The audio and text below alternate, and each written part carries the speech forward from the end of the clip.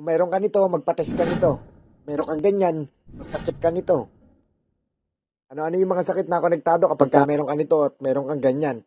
Paano ka makakaiwas sa mga ganyang sakit? Ang tawag nga po pala sa ganyang sakit ay santoma. Santoma ay namuong lipid sa ilalim ng ating mga balat.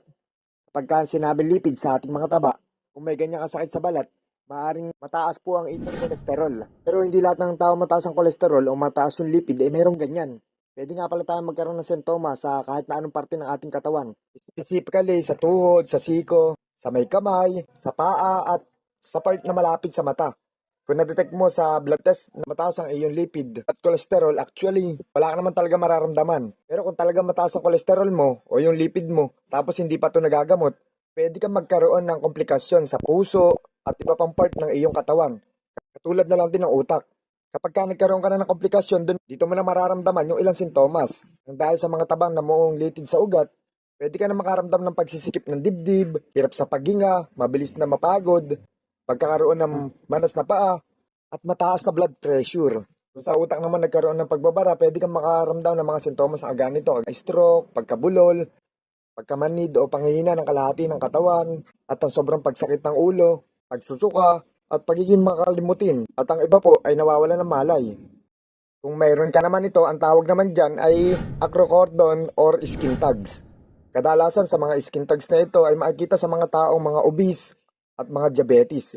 Kita rin po yan sa mga matatanda o di kaya naman sa mga matatandang mayroong hormonal imbalance. Kadalasan po nakikita po natin itong mga skin tags na to sa mga nakikiskisa na parte ng ating katawan. Example, sa batok, sa kilikili, sa eyelid o di kaya naman sa singit. Diyan po yung mga parte na palagi nakikiskisan yung ating mga balat. Makikita rin po natin yung mga skin tags na yan sa mga taong infected sa human papilloma virus. Hindi naman po masakit kung magkakaroon ka ng skin tags na yan. Pero kung palagi po itong mabubunggo, pwede po itong sumakit or magdugo. Huwag mo na antayin na magkaroon ka ng ganyan. So, paano tayo makakaiwas sa pagkakaroon ng mataas na kolesterol at diabetes? Number 1, limitahan mo yung pagkain ng mga high saturated fats. Karaniwan kasi makikita natin yung mga high saturated fats. Makikita natin yan sa mga karne, pwede rin sa butter, or di kaya naman sa cheese. Pwede rin sa coconut oil, sausage, lechon meat, at marami pang iba. Mas mag-consume po tayo sa mga healthy fats na pwede pong makita sa mga pagkain na kagaya na lamang po ng isda, kagaya po ng salmon, tuna, mackerel, at sardines. Pwede rin po sa olive oil. Number 2, mas kumain po tayo ng maraming gulay at prutas. Dahil yan po yung mga pagkain na mayaman sa fiber. Ang mga pagkain mayaman sa fiber, ito po ay makatutulong mapababa ang ating blood sugar at ang kolesterol. Number 3, maraming guilty dito. Magbawas ka ng timbang. Kung magbabawas ka ng timbang, pinapababa nito ang chance na magkaroon ng mataas na kolesterol at diabetes. Number 4, be more physically active. Hindi yung puro higa na lang. Marami pong benepisyo yung pagkakaroon ng exercise.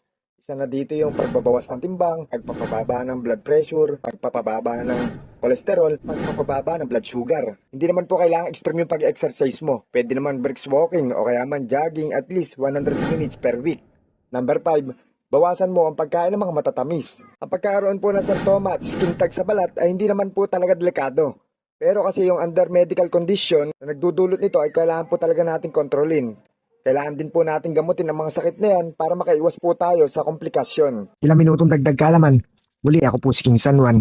Good health po sa atin lahat. God bless.